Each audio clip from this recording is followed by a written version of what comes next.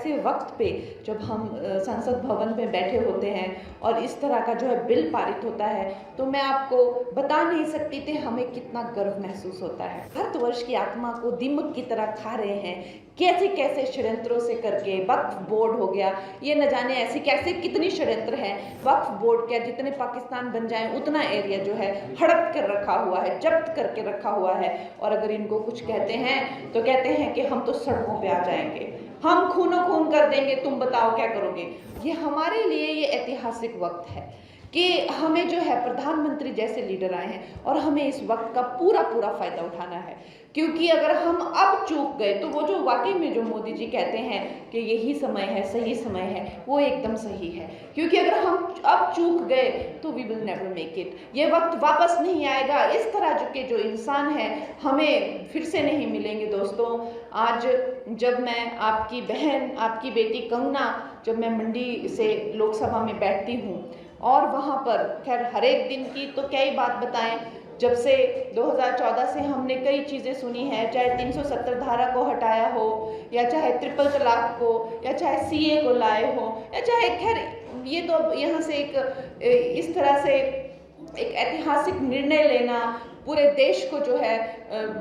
एकदम से जगा के रख देना, एक साधारण सी बात हो गई है। लेकिन क्या लगता है एक ऐसे वक्त पे जब हम संसद भवन में बैठे होते हैं और इस तरह का जो है बिल पारित होता है, तो मैं आपको बता नहीं सकती थी हमें कितना गर्व महसूस होता है।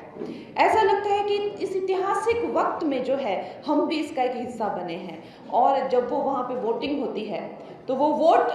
कमरा लॉक हो जाता है, पूरा हॉल को लॉक किया जाता है और कोई भी सांसद बाहर नहीं जा सकता, वहाँ से आप हिल नहीं सकते, क्योंकि आपकी इतनी महत्वता होती है और आपको बार बार बोला जाता है कि कहीं मत जाना, आपका वोट है और ये बहुत ही ज़्यादा ज़रूरी है। तो जब हम वो वोट दबाते हैं वो मशीन में और अपना समर्थन देते हैं इतने ऐतिहासिक बिल को, जो सोचिए जो भारतवर्ष की आत्मा को दीमक की तरह खा रहे हैं, कैसे कैसे षड्यंत्रों से करके। वक्फ बोर्ड हो गया, ये न जाने ऐसी कैसे कितनी षड्यंत्र हैं। लेकिन अगर आप देखें तो वक्फ बोर्ड क्या, जितने पाकिस्तान बन जाए उतना एरिया जो है हड़प कर रखा हुआ है, जब्त करके रखा हुआ है। और अगर इनको कुछ कहते हैं तो कहते हैं कि हम तो सड़कों पे आ जाएंगे, हम खूनो खून कर देंगे, तुम बताओ क्या करोगे। और आप देखेंगे अमित शाह जी ने उस दिन जब वो बिल पारित किया